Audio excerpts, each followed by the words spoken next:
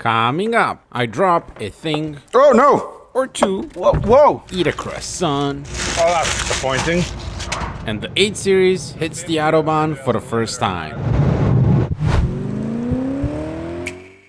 This is what happens when a man throws buckets of money and time at a car that's been sitting abandoned in a French garden for years. Complete mechanical nuts and bolts restoration has been completed, but is it just a pretty object now, or does it all work as intended?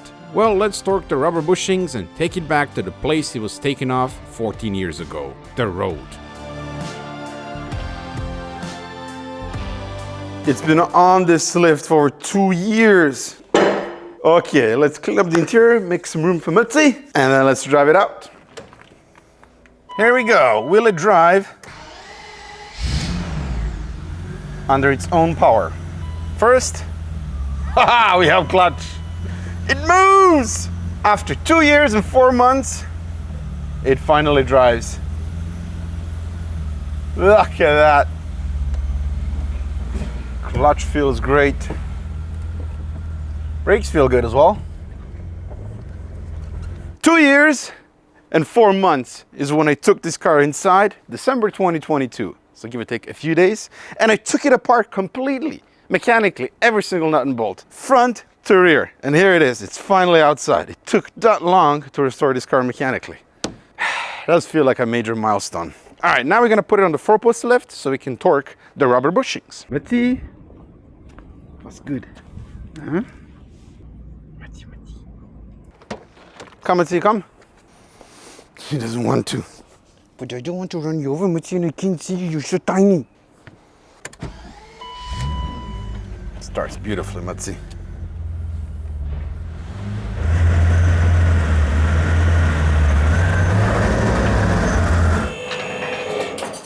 Let's kick off the torculation session with sway bar bushings, 24 millimeters.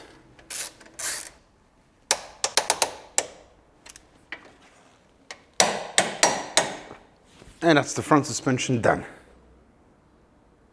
Now we're starting with the rear suspension, and here we have the lower control arm bushing, 95 millimeters, and torque by the nut. The trailing arm bushing to wheel carrier, 278 newton meters. Yep, that's a lot of torque. M18 nut. Amazing. And the last bushing, it's this track rod here to upper control arm. It's 127 newton meters.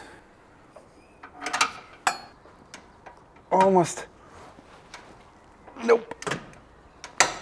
Yes. And that's all of the bushings, ball joints, nuts, bolts, whatever, torqued to spec. 2 more bolts remaining here, and these are alignment bolts, but obviously the alignment shop is gonna mess with that, so I just made them tight for now. But other than that, it's fertig. It's finito. It's done.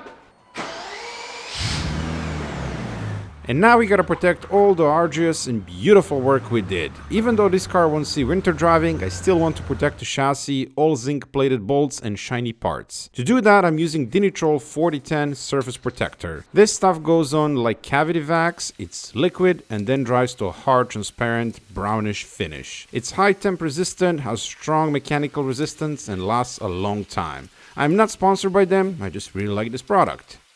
Some miscellaneous stuff like this air cooling duct for the alternator. We have a rock guard that goes in here, and it stops rocks from hitting the belts. This is the old original part, just cleaned up. And this is where the horn goes. Completely idiotic place. That's why they're missing, because the original ones are broken and they're discontinued. So I need to find a solution there, but we'll do that a bit later. And lastly, we have a plastic cover that goes here. And if I'm not mistaken, this is specific for the E31 with a 6-speed manual. And this one is a little bit broken, as you can see. Damage there. And the new one, it's of course discontinued. So we're gonna have to reuse the old one for now. I am actively looking for a one that's not broken. Yeah, that'll do for now, but to be continued. Torculation time. The reinforcement plates for the rear shock tower arrived, so let's install them. These are made by the same member that makes and sells quick arms for the front, Brian from the US. And it's actually an excellent design. It's a reinforcement plate, really simple. And you've probably seen this on the E46. I believe you can get it from BMW. It looks pretty much exactly the same. Reinforcement plates that you put inside of the car on the top of the shock tower, and then just torque it to spec, and you're going to reinforce that area. As I briefly mentioned in the previous episode, early E31s had really thin metal around the shock tower area. And if you're, driving on really rough roads or some aftermarket suspension, whatever, that area can start to develop some cracks, and then you gotta change the whole panel. And BMW actually sells a whole patch panel, redesigned. I believe it's thicker, that you can weld in and paint and all that stuff. But since these are in perfect condition, we're just gonna use the reinforcement plates, and then I cut out some paper gaskets so we don't damage the paint. Installation is rather simple. Just remove the two nuts, pop in the gasket, the plate, torque it to spec. So first, the papier gasket. I believe we said 24 newton-meters. And that's it. Super simple to install, took like 2 minutes. You're looking at an NLA part, the front engine cover / deflector. But it ain't NLA anymore, cause a good fella Ben from Montenegro reproduced it. It's an important piece of the puzzle that's broken on every single E31 due to age, and this one fits like a glove. Link to these is in the description. Thank you, Ben. Fits fantastic. So this engine cover needs to be refurbished, and if there's anyone out there that can do that to where it looks like brand new, please let me know. I could try and do it myself, but I don't think it'll look good, because this needs to be properly painted, and then the silver stuff on the top. This is the one thing that's like really dumb on this car, this stupid gasket. Like, what is the point? How is it supposed to stay in place? F***ing ridiculous. Okay, I have 2 large zip ties holding this stupid gasket in place. Let's see if that works. There you go. Ah, it slipped out in the corner. Don't you like when stupid little things take forever to do? So, I do not like how this looks. As I said, if anyone can refurbish this, please let me know. And this is like a beauty cover, but it also serves as an acoustic cover to dampen the noise from the injectors. Lastly, a brand new cover here. Brand new clips. That's the engine bay complete, minus the windshield washer bottle, which we'll do at a later stage. I temporarily put the headlights in, as well as the FTPs, which are held with self-tapping screws and bubble gum. They're all broken, and the headlights, the FTPs, the washer bottle, we need to refurbish all of that. But for now, we need to drive the car, and we need lights, safety things. So, without further ado, let's go for a drive. But before we can drive it, we desperately need wheel alignment, as it's all new and bang out of order. I slowly limped it down the street to a local shop to take care of that. Looks good underneath. Ja, wat was is ook geil gemacht. Yeah. 2.5 years. Every single nut and bolt.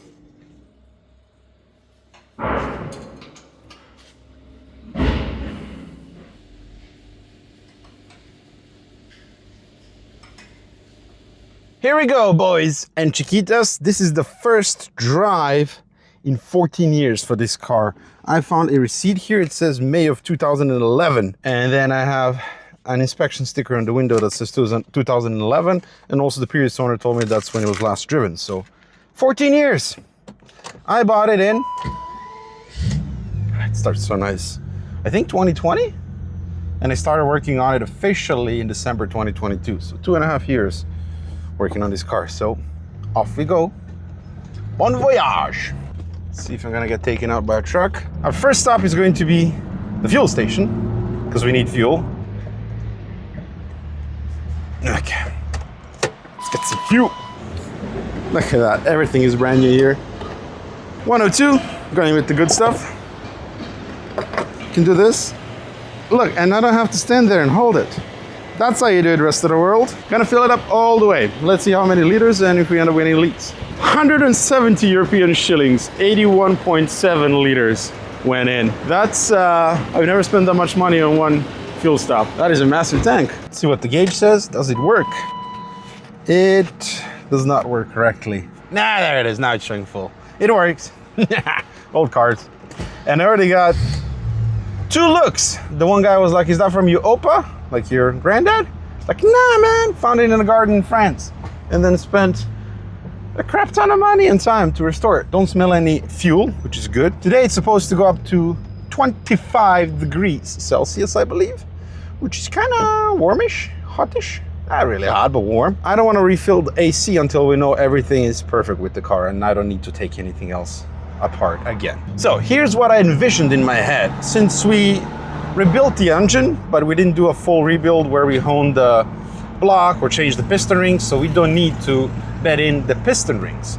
So we're gonna do about 200 kilometers with mineral oil that's in the car right now, and then we're gonna get that out and put full synthetic oil in. Well, my goal is to drive around 1,000 kilometers and, you know, push it a little bit as well, make sure everything is fine, and then send it off for paint. The problem is I don't have a lot of time. I'm going to the US again for 3 weeks in about a week and a half. So if we can even get 500 or 600 kilometers down and the car behaves fine, I'm gonna call it good. So let's just drive and see where we end up. We have 211,057 kilometers on the Speedo.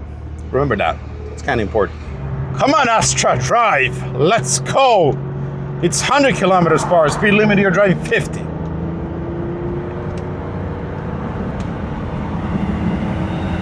And that's 100.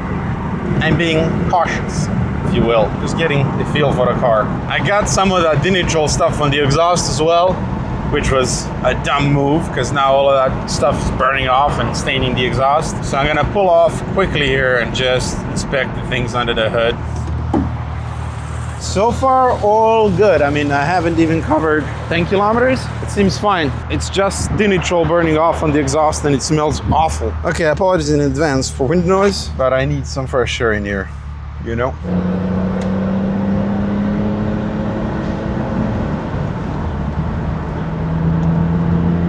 Going like half a throttle, feels good. So there's a bit too much play in the steering wheel, look at that. And everything is new, so that ain't good. But there's a screw on the steering box that you can tighten and it's gonna take off that slob. And I thought that was already done because the steering box was rebuilt by a professional company. So I'll need to investigate that. But other than that, the suspension feels sublime, really tight. Yeah, there's too much slop in the steering wheel. Will we make it further than a Maserati? That is the question. We did, I think, 20 kilometers with that thing and it started knocking. No vibrations from the drivetrain. We're doing 150 now. Clean. Whoa, look at that! Did you see that? 150 kilometers per hour plus and the windows go up on their own automatically. I knew about that. That is so cool, right? And I'm suffocating. Yeah, buddy. Oh man, I waited for so long for this moment. We also need to retrofit the sport button, the same one that CSI has because of all of the mods that we've done. And that's gonna allow us to open the throttle flap more and give us more power because it's gonna be breathing in more air. I gotta tell you something, it drives like a brand new car. Honestly, it drives like a brand new car. Suspension is so nice and plush. Oh, I'm even in sport. Hell. And it's really, really tight and nice to drive. Sorry about that. I don't know where that came from. Oh, did you hear that? I think the exhaust is slowly breaking in. Another quick inspection. It's not that I'm doubting myself. Okay, handbrake works, but I am a cautious bastard. Oh yeah. Much deeper burble from the exhaust. Oh. My light fell off. See? That's why it's good to do the inspection. No immediate leaks, I think. No drips, nada. Okay. All right, now we're gonna go see my dealer. No, not that kind of dealer. My E31 parts dealer. This guy at one point was the biggest part out guy for the E31s. He had a ton of spare parts for the E31s. He was buying them all over to Europe. But he sold his business a while back, so he doesn't have as many parts now, actually. Not a lot, but I asked him the other day, do you have the cover underneath that's broken on my car? And I'm also missing the clips that hold the DMEs in place. And he has all of that, so we're gonna go now and pick it up. The cover is not perfect, a little bit broken, but in better condition than mine.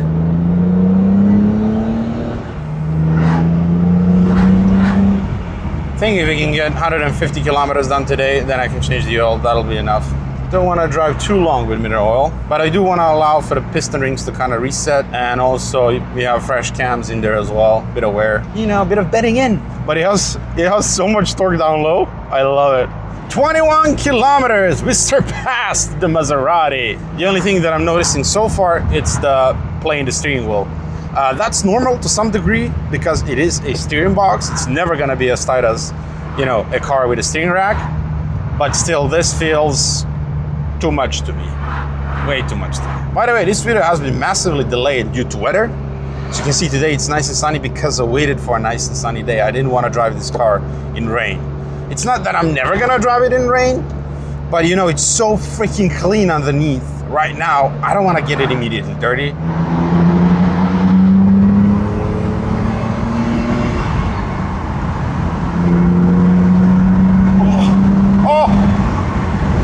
Darling, darling, darling.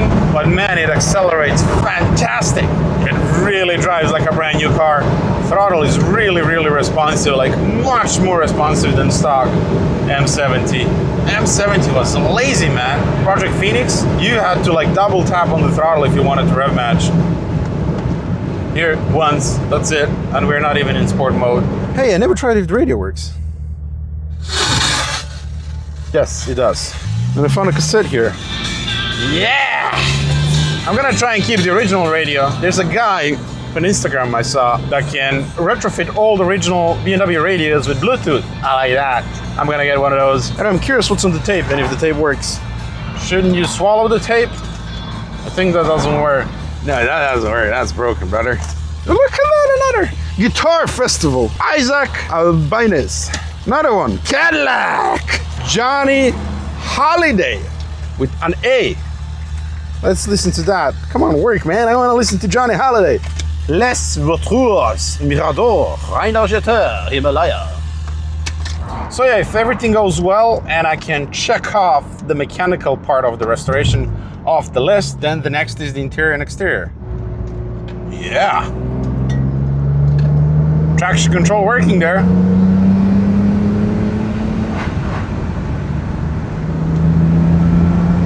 Oh, I love Germany in spring and summer. Absolutely beautiful. Hate it in winter though. Okay, we're here. So I'm gonna go chat with my dealer and grab the stuff. Okay, I collected the parts and I love that guy. It still has a ton of parts. So actually has a brand new hood that was removed from an Alpina at the factory. So I'm gonna get that because mine is like beyond. I also need to get from him, he has CSI cats, which are better flowing than the stock 850i cats. Gonna get that. And he has the EML button, the original one from the CSI, and the wiring for it. So he's gonna make me a price. Also this trim here, it's just good stuff, man. It was a good day today. So I need to come back to him in the next couple of days and we're gonna take off the shitty hood and put the new one on. And then the painting of that hood is gonna be much, much nicer, and especially there's no rust. This one has a little bit of rust on the front. Okay, now we're gonna go to I'm not gonna tell you the name of the place. It's Stad, where a potential future workshop is located. It's a bit far away from Frankfurt, and by that I mean 25 kilometers, so not really that far. It's 20 minutes away, but I am unsure and I'm going to go and do some measurements. Anyway, 48 kilometers thus far, and everything seems dandy. It is complaining about something, no idea about what, to be honest with you, because the pixels are dead. But the engine runs and that's what matters. It really drives lovely, this car.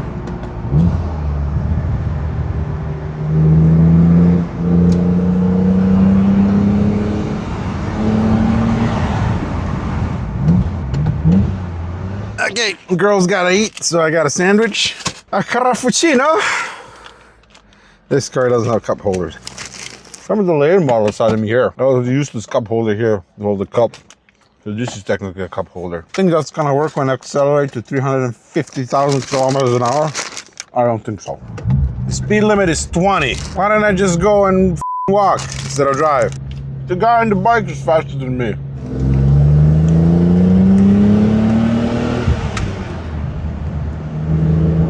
I'm getting a lot of looks. I mean, the car looks so shit from the outside. People are just like in shock when I say it. Probably thinking, hey, Why are you driving that unsafe thing on the road? But they don't know that it's actually brand new underneath. That's the beauty of it. Look at that ugly Audi. So 100 kilometers, if I can do another 50 today, 150, then we can change the oil, put fat Abia 40, and then we can gun the car. But it feels spot on, the car right now. Like, I didn't really push it right now. It's definitely faster and more powerful than standard 850i with the M70. But I've driven Jason Camisa's 850 CSI, and this feels at that level, you know, 375 horsepower, which on theory, on paper, is what this car should have. Not a friend, Arian in the US, he has a very similar, if not the same setup, and he's pushing 410. He got 410 on the dyno, which is amazing. We'll see. We'll put this car on the dyno once the time comes, you know?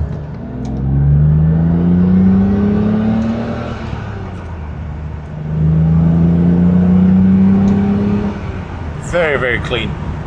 Sauber! Where's my chocolate croissant? Ah, that's a shitty croissant. Shitty croissant.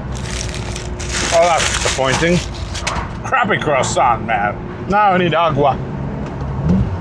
See? Rev match is beautiful. Sport! Chuck it in! Whoa, understeer there.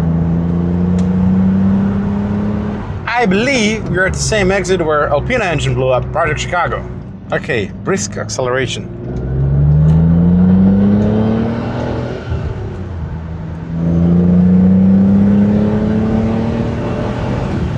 Beautiful.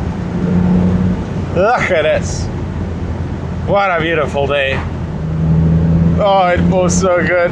It actually reminds me of what it feels to drive an Alpina, because it has so much torque down low, and what I've done to the engine, it's OEM plus, so I took BMW parts, and using OEM methods, I made the engine make more power, but still retain the essence of the car and made it very usable. Quite proud of myself, I must say. Look at this thing. It's so derelict looking on the outside. Look at the hood, the bumper, the paintwork, the dust. That's our power plant, the mighty 12-cylinder. Nothing smells. I don't smell any fuel, any oil burning. So far, so good. All right, if everything goes well with the oil change and we see nothing wrong, I'm gonna recharge the AC system tomorrow, because all of the devices inside of the car, including this device here, is overheating.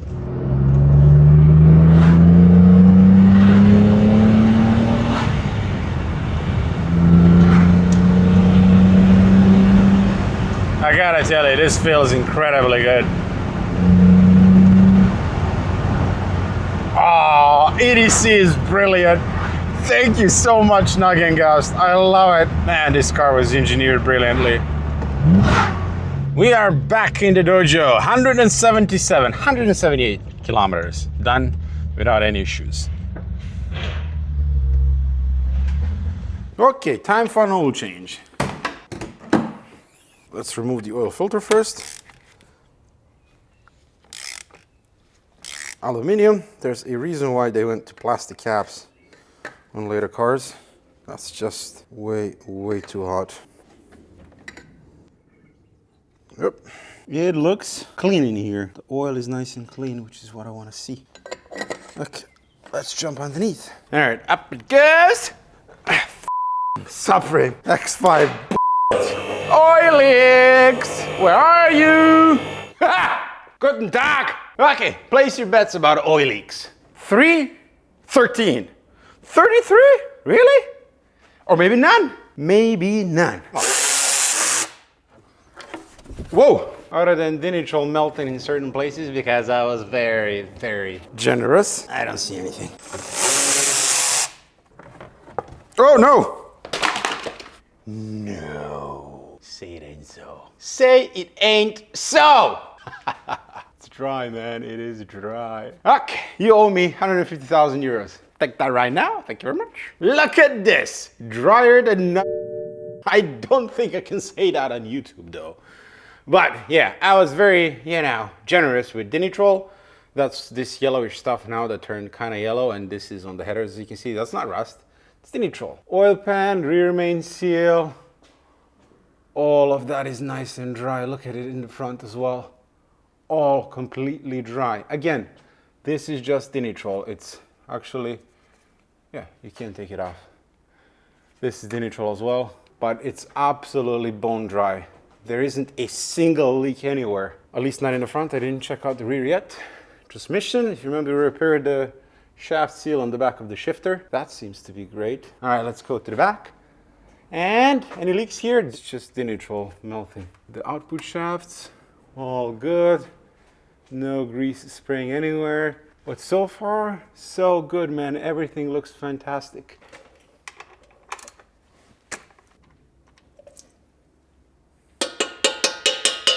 Sauber! Okay, it finished draining. I inspected the oil filter and it's clean. Clean, clean, clean. No metal in there. Pre-lube the oil filter. Dump it in.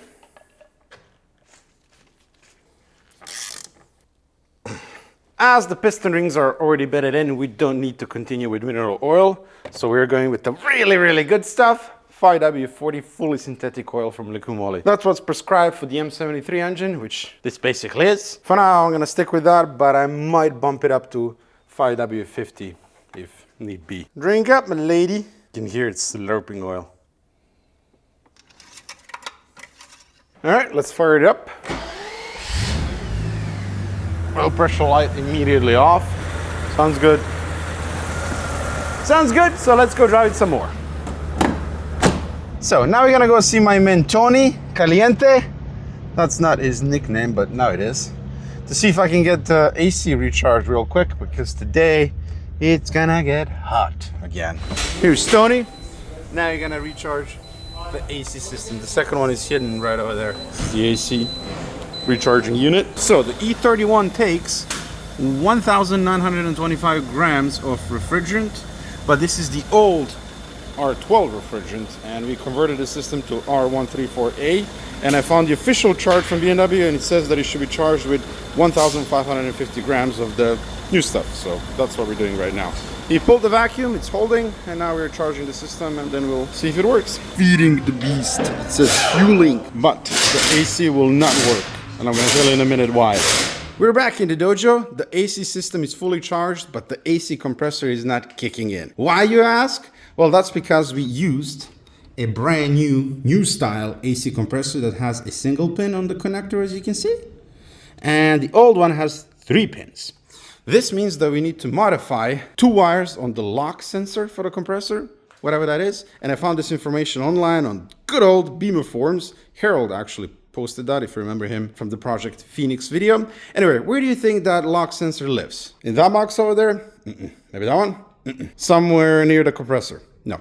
Be reasonable. Use logic. It's going to be inside, in the driver's footwell, behind the footrest, behind that speaker over there, inside of this cavity there. You got to reach inside and get this whole thing out, and this is the lock sensor. Even says so. Look at that. Lock sensor. There are 3 tiny 6mm screws that you need to remove, and then you pull out this entire thing.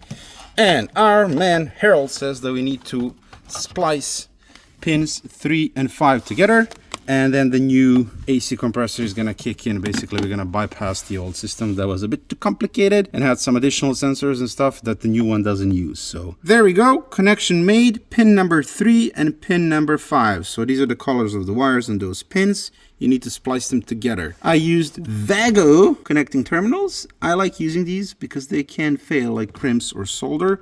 It's a nice strong connection, and it's inside of the interior, so no water intrusion or anything like that. So before I put everything back together, let's see if the AC compressor will kick in. Climate control's on, and if I hit the AC button, yep, I think I heard it kick in. That's cold air. That's cold air now, and the blower is squealing. Yes. Actually, we can see right on the compressor if the clutch is spinning. You can see there that the clutch on the compressor is engaged, which means that the AC system is up and running. Okay, we're back on the road and the windows are finally closed. The AC is working beautifully. One big thing about E31, the AC system is about the best that it gets on a car. It's like really, really strong. It's a massive system. Now that the windows are down, I can hear all the squeaks and rattles. There's a squeak in the steering wheel. The fan blower, it's a little bit squeaky occasionally, so I think that's something that we're gonna have to replace. And yeah, the rest of the car feels great. 185 kilometers so far. My aim today is to get at least 300 kilometers under our belt. That'll put us around 500. And at that point, I can say that mechanically the car is good. I mean, there's still some small things that we need to figure out. For example, the steering box. I think the problem is escalating. It's now making popping noises, like really loud popping and cracking noises when I'm maneuvering in the parking lot at slow speeds. Feels really uncomfortable. And I gotta say, it's also leaking, by the way. I found out like a tiny leak coming from the middle of the steering box. And that's one of the rare things that I've let someone else do for this build, because it's a complicated thing. You need some sort of special tools as well. You need parts, and that's why I went with a reputable shop to have it rebuilt, and I've been let down. So I'm probably gonna have to remove that steering box again. And I hate doing same things twice. I hate that, because this means I'm gonna have to drop the subframe. There's gonna be hydraulic fluid everywhere, and I'm gonna ruin all of this beautiful stuff that I've done, and it makes me really mad. But we'll deal with that once the car is back from paint. I can always do that later. I mean, okay, clean acceleration up the hill in third.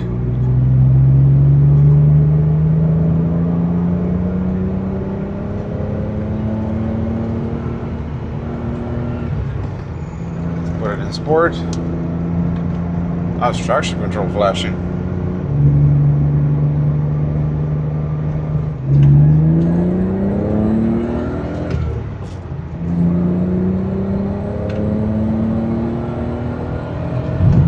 Yes! Can't believe I'm finally rev matching my E31. Boo!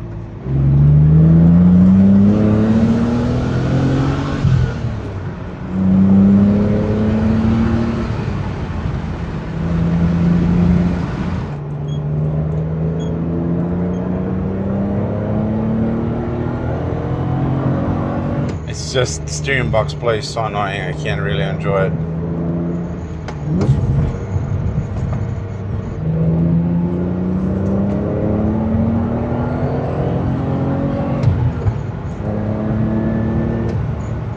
Oh man, that is so pretty. Look at that shot. Just look at that shot. Project Marseille, after 14 years, is back where it belongs. On the road.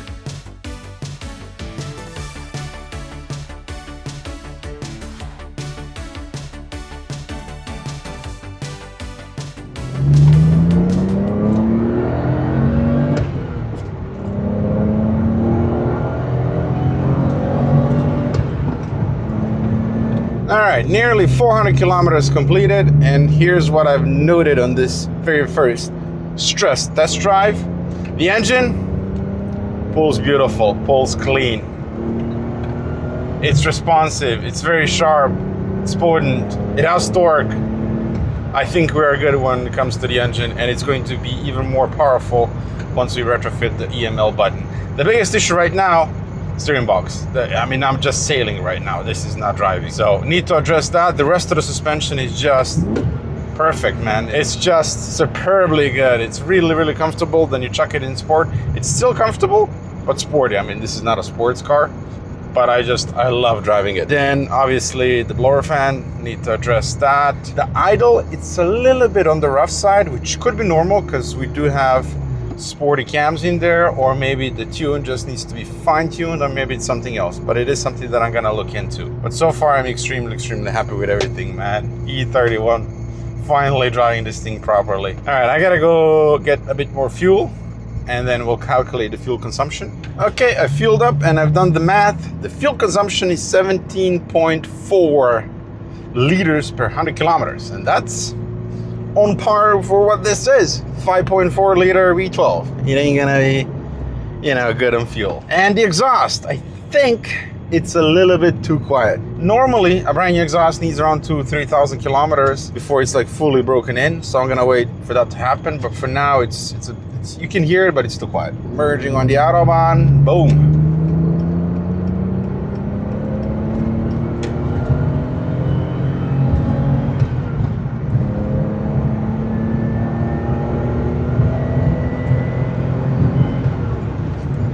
I'm still not going foot to the floor, just to be clear. That's cruising steadily at around 200. And it's really quiet in here, I gotta say. And no sunroof. That's a big plus. I gotta say, this thing sits beautifully on the road. It drives like a brand new car. All right, we gotta do at least one high-speed run. Let's see what this mighty engine can do.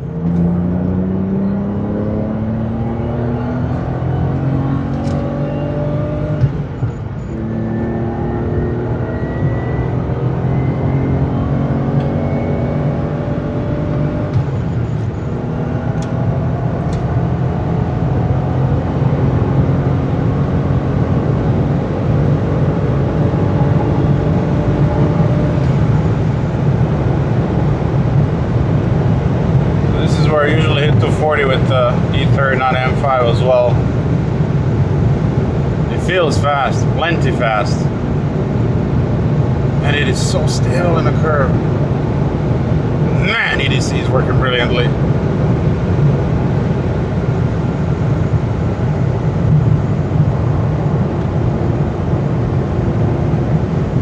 Yeah, I think with the EML button it's gonna feel just right, because it's gonna allow for the throttle to open a lot more and therefore make more power.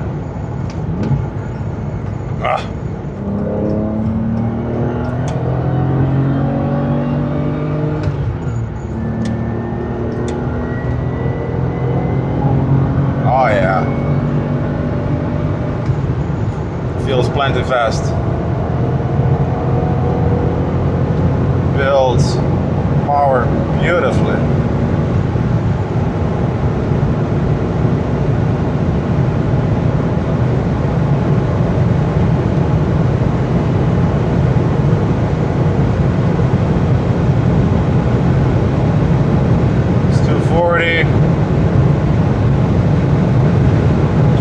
I don't know if it has a limiter or not. By the way, brakes are fantastic as well. Plenty of stopping power. So this is the state of the original hood. They used 2 buckets of Bondo on it, and to repair this you gotta grind it down to metal, and it's just a complete nightmare to do that and a waste of time. Also got rust here on the inner edge, so this hood just needs to go. It's not usable. It's not worth spending time on it. And here you can see a crap ton of rust. So this is why this hood is not worth saving. Okay, that's the hood mounted. I got the rest of the parts. I got the window trim. I got the EML switch, which was really expensive, but absolutely worth it. Unfortunately, the CSI cats didn't work out because some pine cone cut them open. We saw them on the shelf and we thought, yeah, it's CSI cats. Then we pulled them out and they were just chopped in half, and then the rear end is missing completely. Bastard! Got really upset there, as you can see. I was really hoping for CSI hats, cats, dogs. I also got leather sun visors. Yeah, baby, because we're gonna be doing Alcantara headliner. We've done 530 kilometers with the car so far, and I did notice a few things. First of all, the tune. It's not perfect. I just discussed it with Arian, and there's a small issue between 2,000 and 3,000 RPM. It's cutting power. It's running a little bit too rich. So he's gonna revise the tune and send me new chips. Then the stupid fan clutch, it's engaged pretty much 100% of the time, which shouldn't be the case because number one, it's really annoying. I can't hear the engine or exhaust noise. And number two, it's robbing the power from the engine. We're running the E65 fan clutch setup, which has been tried and tested by many owners in the US, and they all say that it works brilliantly and better than the stock E31 fan clutch. That hasn't been the case here. I'm not sure if the fan clutch that I have is faulty.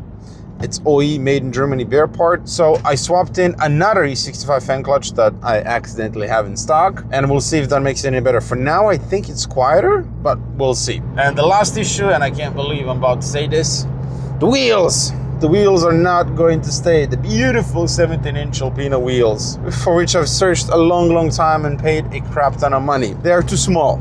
It's just, you know, when you look at the car from the outside, they're just too small. There's a big gap between the wheel and the fender, and the tire size is wrong because the recommended tire size from Alpina, no one makes that tire size. So in the back, I had to go one size smaller. So that makes it even more smaller than it normally would have been.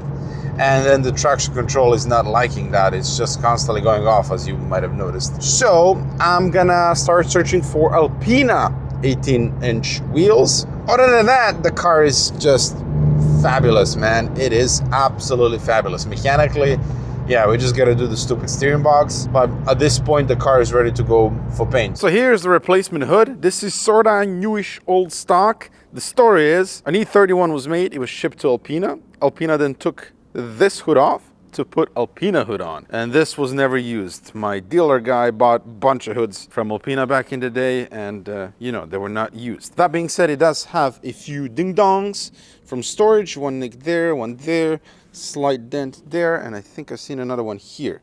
But that being said, that's gonna be much easier to fix than a bucket of Bondo. And it's rust-free, which is really difficult to find. Like all E31s in Germany, they're gonna have some rust on the hood. So I think this hood is gonna do us proud. And this is Alpina Blue, apparently. And it comes with brand new hood insulation. This part is NLA. Ed from V12throttle.com just reproduced them. I actually ordered one. It's sitting in the shop over there. But this one is in perfect condition, you know? We're gonna take it off and save it, preserve it. I think this is a later model because the sticker is green. Yeah, it is the later E31. You see here, 1,550 grams off R134A. It's not R12. Look here, like this is all beautiful and rust-free.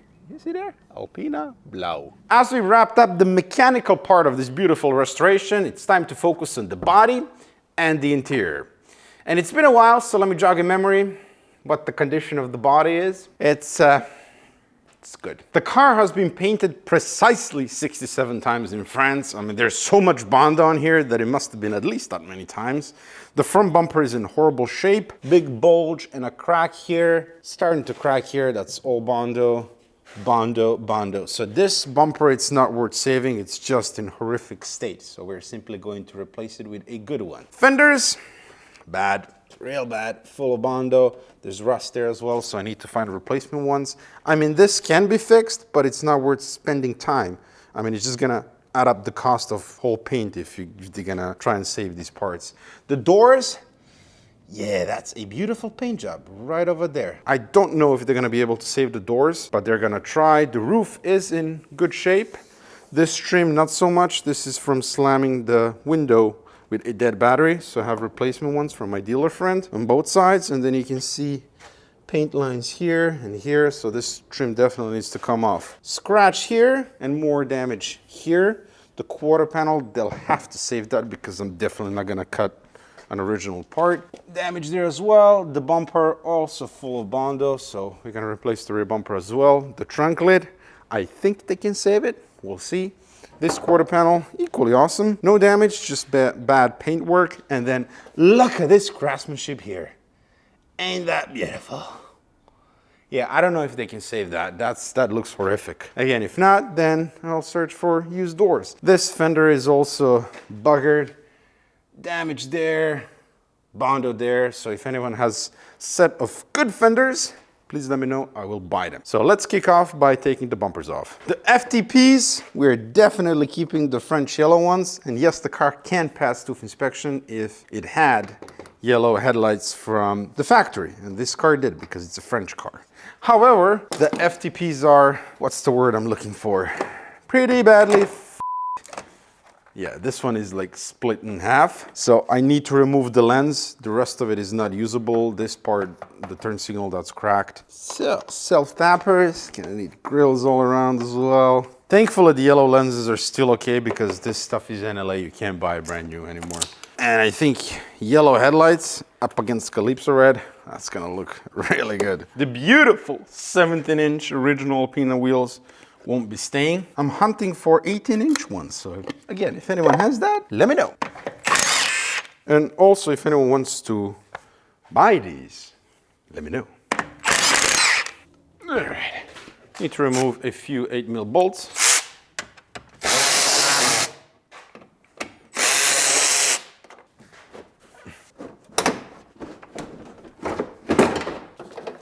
So this bumper is trash. Say guten Tag to a brand new bumper. This is another one of those newish old stock parts. I bought the front and rear bumper from D&T Parts from Netherlands. Really nice guys. And this bumper and the rear one came off of a pre-production test mule E31, which was in storage for like 30 years, I guess. Couldn't be registered because it was never registered, so it was parted out. So this is original paint bumper, which is really good, and you can tell that it's original paint because of this here in the corner, like this, what looks like electrical tape. They did that from the factory on both corners, and usually when people repaint bumpers, they never put that back on. And it comes with hoses and everything, which is quite nice. This part here will need to be straightened out. I think that's from packaging or storage. Let's unpack everything and then we gotta assemble it. It's a 3-piece bumper, but I think for the front we're gonna go with an Alpina lip. It's not gonna be an Alpina, but I don't want CSI lip because that's been done a million times. But I think with an Alpina lip, it'll look stunning. Look at that, even the freaking badge is brand new. The emblem. And the crash bar is brand new, man. Their packaging game is spot on. Took me a while to unpack everything, but this was a great deal because it's all brand new. All of the hardware which was supplied is brand new. Look, zinc plated bolts. I'm only gonna install the top part of the bumper now. There's no point in putting the two pieces back together because this will have to be taken apart again for paint. As it's going for paint, the old wheels are going back on. Don't wanna risk damaging the new ones.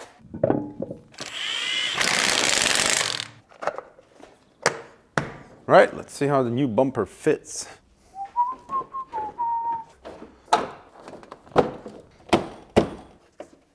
Ah, crap, the bumper is more than deformed. This gap here is buggered. Ah, that ain't good. I thought it was just the top, but this whole gap here, this entire section is sitting down low. So I'm gonna tighten it into place and see if it'll straighten out. The headlights, obviously the cover needs to be repainted, but we're going to remove the headlights so we can refurbish them while the car is off for paint.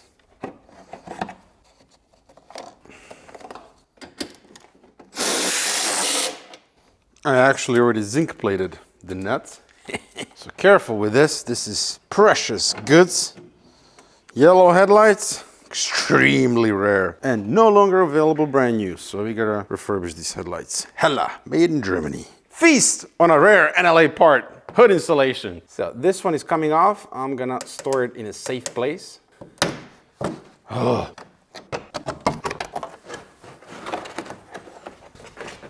Yeah, gotta hang up this somewhere so it doesn't get twisted or damaged. The shocks are kind of weak, so we're gonna replace them. Got Stabilus OE parts.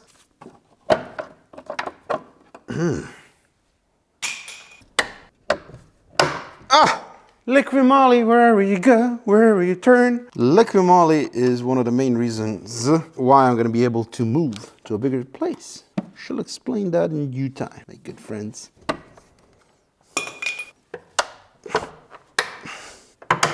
Beautiful. Just look at the difference now.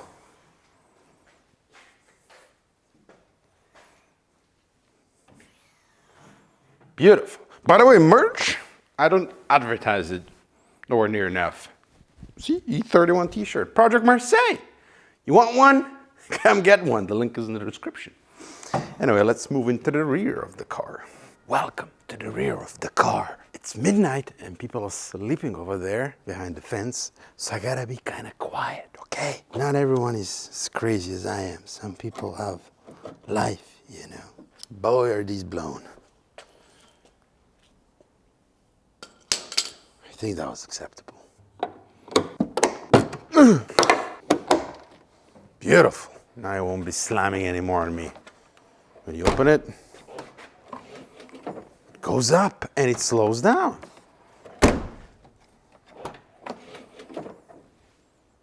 '90s, people, '90s, when engineers were at their best. The rear bumper, there are 3 screws on each side that hold the fender liner to the bumper, and then 2 big nuts. One here and one a bit above.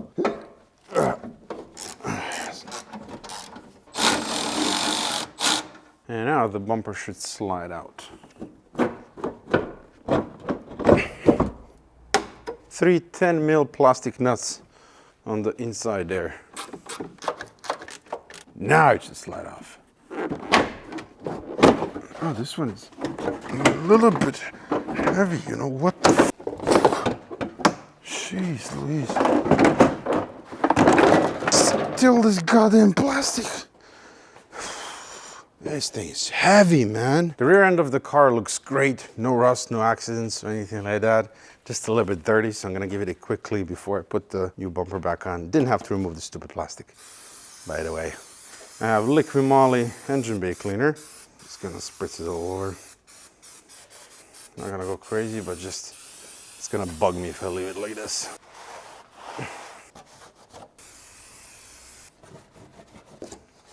You know what, it's fine. It's middle of the night and I'm cleaning dirt. Instead of being with my wife, here I am cleaning something that no one is ever gonna see. Middle of the night. So let's get one side in. Ooh, come on, yes. All right, I'm gonna screw this into place and then let's move on to the interior. It looks good, doesn't it? Should I leave it red and white? Now that the car looks like an American flag, we can move on to the interior. The interior, much like the car, has over 200,000 kilometers, but it's not in the worst shape, though it definitely needs some work. Original sport seats. This is the biggest wear in leather right there, and this cigarette burn mark or whatever it is. This can be fixed, and I kind of want to keep the original leather, the original patina, and just make it really nice, but we'll see about that. The interior is beige, it's brown. It's not my favorite, so we'll see if we're gonna keep that or maybe switch it up. The interior used to have wood trim, as you can see right there, but it's laminated, it's completely gone. Just glue residue here, and there, and then that door panel as well. I have pictures of the car with the wood trim and it looks really nice, and I would love to recreate that. So if anyone can fix that, please do let me know. We're gonna remove it now and just store it on the shelf until I can find someone who can do that. The steering wheel needs to be reupholstered, and then we have the headliner, which is still hanging in there, but it is over 30 years old, and as you can see, if you touch it like that, it's just the foam behind is completely gone. So we need to redo that, and I'm thinking Alcantara, that's gonna look really nice. Anyway, let's remove everything from the interior, and then while the car is off of paint, we can deal with all of that stuff. The driver's seat has the typical twisting issue. The back part works just fine. It goes forwards and backwards just fine as well, but up and down does not work anymore. So we're gonna have to fix that. It's an easy fix, it's just a cable, but I'll have to note that down. Ah, this works. It's full of mud, that's nice. Well, would you look at that? One tiny floor mat left in the car. Right, it's been a while since I've taken a seat out of an E31. I guess the connector is in the back, and there's a plastic that you gotta remove. Ah, gotcha. 3 connectors. Jeez Louise. Of course, another airplane. Oh my God. Okay, it's unplugged. All right, let's get the heaviest seat in the world out.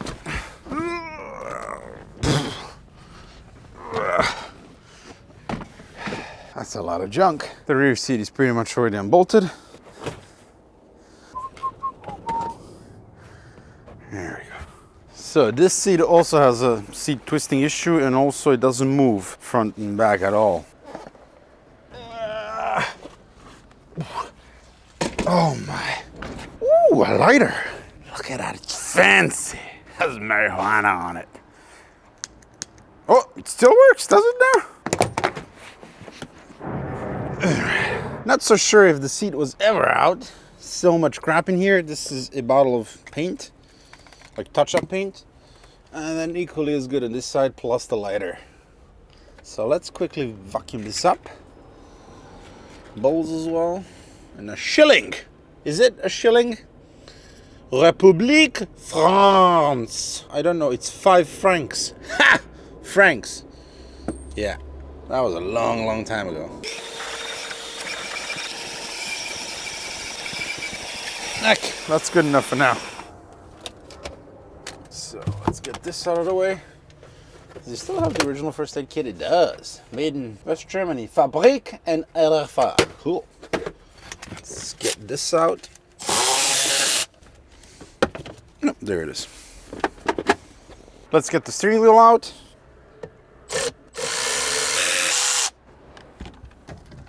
All right. No airbag, baby. Oh, how is that possible? Oh, you're just stupid, Sven. Let's see, is there a mark on the steering wheel? Nope. Seriously? No such thing. Okay, I'm gonna have to get a chisel. To mark its position. That'll do. Now we can remove it. Now I'm gonna remove these pieces where the wood trim used to reside. Okay. Ooh, a screw. Okay. So this complete piece can come out. This is where the wiring is for the stupid phone. I think I'll need to change the carpets.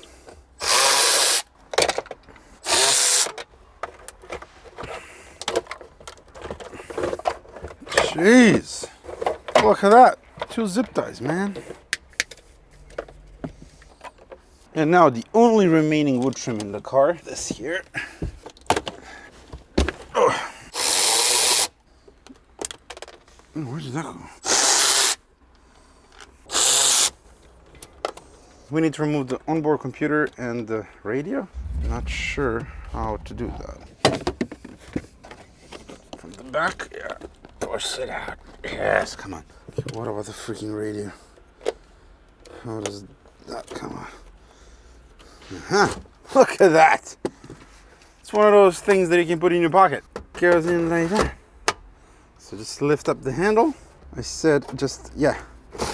Nice. Well, what's stopping this thing from coming out? I don't understand. Oh, there we go. There we go. Disconnect the switches. Sheesh. All right. Are you free now? Nope, nope. How about now? The antenna. There we go. It's free now. Now we're gonna start with the headliner and pillar trim. So this trim breaks really, really easily.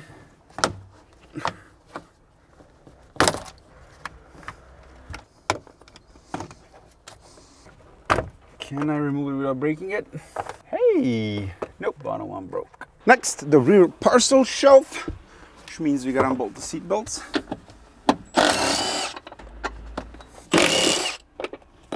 Get the clips out.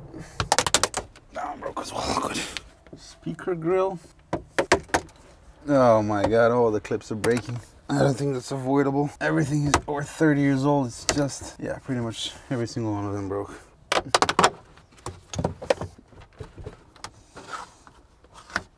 It's like glued in place.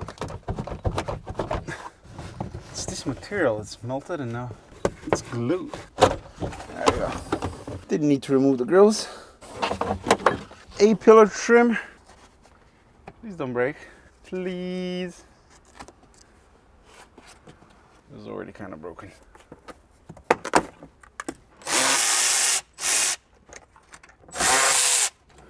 Oh, okay. There we go.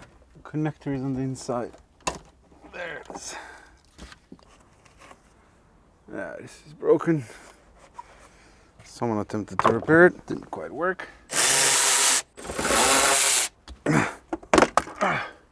There's a handle here. There's nothing stopping us now from taking out the headliner. Let's start in this corner. Oh, okay. Whoa, whoa! It's out. It's on my head. How about the easiest headliner in the world to remove? It's like a big pizza table. Oh, I can't wait to recover this in Alcantara. And we're gonna do it ourselves! Remember Project Dubai? How well that headliner turned out? Yeah, I've been craving to do another one. Lastly, the door panel. 2 caps here that are hiding screws. And then another one here behind the handle. Remove the lock knob. Just unscrew it. Or pin, whatever it is. And now you can start popping out the clips.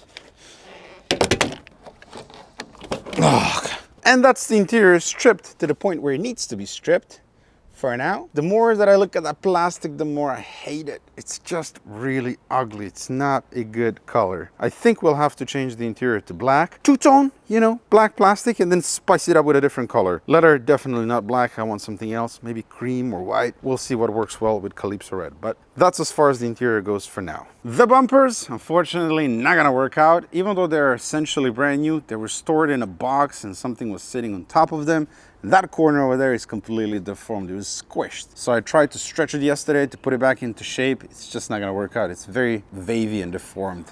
And I want that this car looks 99.9% perfect from the outside, and I'm not gonna achieve that with that bumper. It's the same story with the rear bumper. There's one big dent and one smaller one over there, which, you know, you can probably fix that, but you can see that it's also completely out of shape, especially that corner over there. And maybe you can use a heat gun and put it back into shape, but will it look perfect? No. I also noticed that it's not lining up here, and the car didn't have any accidents, so I think it's further like completely twisted and out of shape. So I'm gonna place an order for 2 brand new bumpers, and D&T guys, they're really nice to deal with, so they're gonna take them back, and they didn't know about this. I mean, they were not mounted on the car. They just found them in a box. The rest of the trim, everything is gonna stay as it is. I'm gonna ship it like this. Gonna leave the taillights in because they're cracked, and they can use them to make sure that all of the gaps and, you know, lines, that everything lines up. The next time you see Project Marseille, it's gonna be sporting brand new Calypso red paint.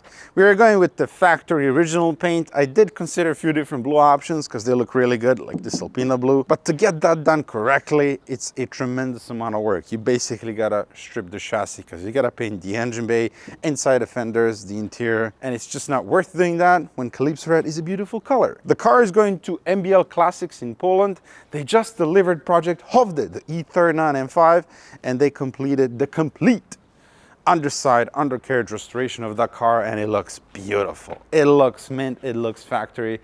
I love it. I'm really satisfied, and I trust they're gonna do good work here. I mean, this body, it needs so much work, so I don't know how long this entire process is gonna take, but I'm not gonna push them. I'm not gonna rush them, just gonna let them do their thing and get it done correctly, because I want for the exterior to match the mechanical stuff that I've done here. Sort of final stages of the project, the paint and the interior, but still plenty to be done.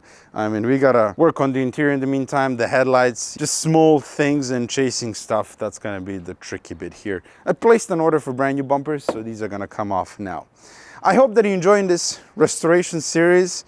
I mean, I can't wait to actually finish this car and use it. And I'm thinking once it's officially registered and on the road, we gotta take it to Marseille, back to, you know, where it came from. It was sleeping in that garden since 2011, and I wanna take it back over there. I don't know if I can find that exact spot where it came from, but I think I can chase down the previous owner. I still have a contact of him somewhere. So I think that'll be fun. Anywho and how, thank you so much for watching, and I'll see you in the next one, which will be on the X5. We're doing a major service in that thing, and it's been really fun. No, it's been torture, but it's gonna be fun for you. Anyway, ciao.